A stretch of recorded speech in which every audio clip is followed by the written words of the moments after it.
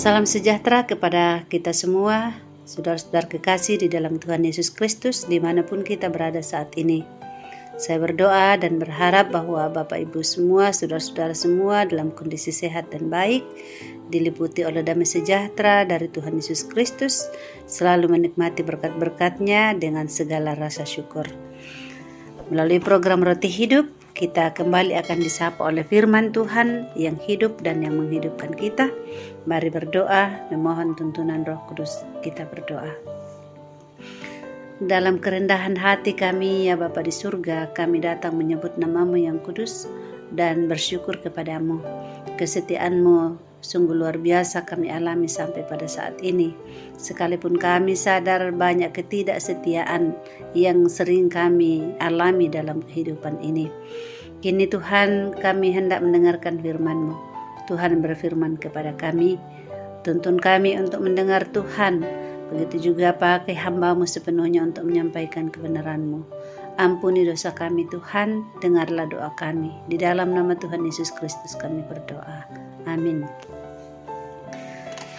Injil Markus pasal 11 ayat 15 sampai ayat yang ke-19. Sabda Tuhan demikian. Yesus menyucikan bait Allah. Lalu tibalah Yesus dan murid-muridnya di Yerusalem. Sesudah Yesus masuk ke bait Allah, mulailah ia mengusir orang-orang yang berjual beli di halaman bait Allah. Meja-meja penukar uang dan bangku-bangku pedagang merpati dibalikkannya, dan ia tidak memperbolehkan orang membawa barang-barang melintasi halaman bait Allah. Lalu ia mengajar mereka, katanya, "Bukankah ada tertulis, rumahku akan disebut rumah doa bagi segala bangsa? Tetapi kamu ini telah menjadikannya sarang penyamun." Imam-imam kepala dan ahli-ahli Taurat mendengar tentang peristiwa itu, dan mereka berusaha untuk membinasakan dia, sebab mereka takut kepadanya, melihat seluruh orang banyak takjub akan pengajarannya. Menjelang malam, mereka keluar lagi dari kota. Amin. Rumahku adalah rumah doa.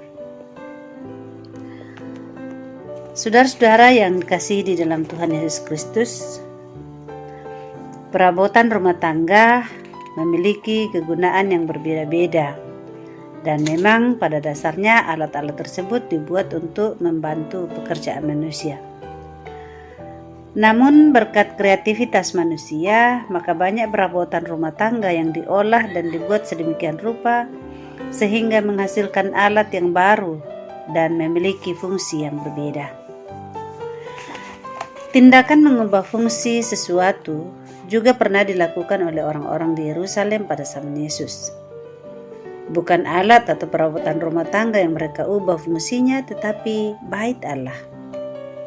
Bait Allah merupakan tempat untuk berdoa, beribadah, mendengarkan Taurat, dan menerima pengajaran dari imam. Tetapi sayangnya, bait Allah tidak lagi menjadi tempat yang kudus, karena orang-orang telah menjadikan halaman bait Allah sebagai tempat berjualan. Hal inilah yang membuat Yesus mengusir mereka. Para imam membiarkan bait Allah, padahal mereka bertugas untuk memelihara kekudusannya. Saudara-saudara bisa membayangkan kalau yang diperjualbelikan di sana bukan barang-barang rumah tangga, tetapi yang diperjualbelikan adalah hewan ternak yang biasa dipersembahkan bagi Tuhan. Bait Allah seharusnya menjadi rumah doa bagi segala bangsa, tetapi telah menjadi sarang penyamun. Apa yang dilakukan oleh imam-imam dan orang-orang Yerusalem adalah tindakan yang bertentangan dengan apa yang seharusnya mereka lakukan.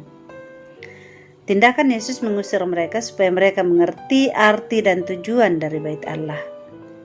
Yesus hendak menekankan dan mengajarkan bahwa bait Allah adalah tempat yang kudus, serta penyelenggaraan ibadah harus dilaksanakan dengan penuh kesucian dan menjaga kekudusannya. Saudara-saudara, menjaga kekudusan hidup sangatlah penting. Kita terbatas, tetapi kita dituntut untuk memiliki hidup yang kudus dalam sepanjang hidup kita. Karena itu, jadikanlah rumah Tuhan sebagai tempat untuk menghayati kebaikannya. Jadikanlah rumah Tuhan untuk tetap berdoa, untuk kita berdoa dengan sungguh dan dalam kekudusan. Kiranya Tuhan menolong dan memperlengkapi kita setiap kali kita datang ke rumah Tuhan untuk beribadah. Kita benar-benar menghadap Tuhan dalam kekudusan. Terlebih lagi, kita harus menyadari dengan sungguh bahwa tubuh kita adalah bait Roh Kudus. Tubuh kita ini adalah bait Tuhan yang terus kita jaga di dalam kekudusan dengan menjauhkan diri kita dari berbagai perilaku hidup yang dapat mencemarkan bait Allah itu. Tuhan dimuliakan. Amin. Mari berdoa. Bapa di dalam surga, terima kasih oleh karena kasih dan berkat-Mu, kami semua boleh menerima kebenaran firman Tuhan pada saat ini. Tolonglah kami ya Tuhan, agar kami selalu menjaga diri kami, hidup kami, tubuh kami yang adalah bait-Mu. Demikian juga di tempat-tempat peribadahan.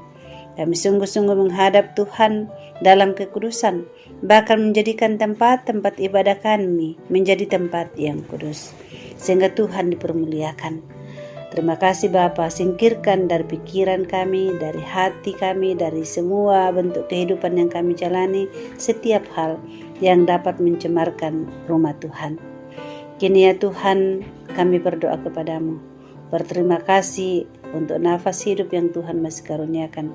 Berterima kasih untuk berbagai berkat-Mu yang tetap memenuhi kebutuhan kami hari lepas hari.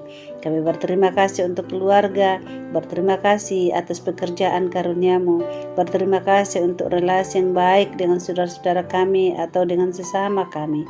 Terima kasih untuk semuanya.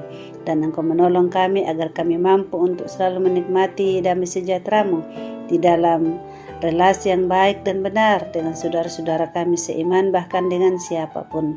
Terpujilah Engkau Tuhan.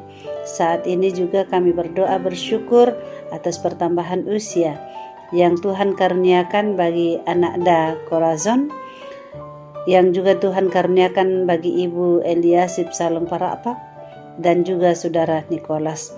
Tuhan memberkati mereka dengan umur yang panjang.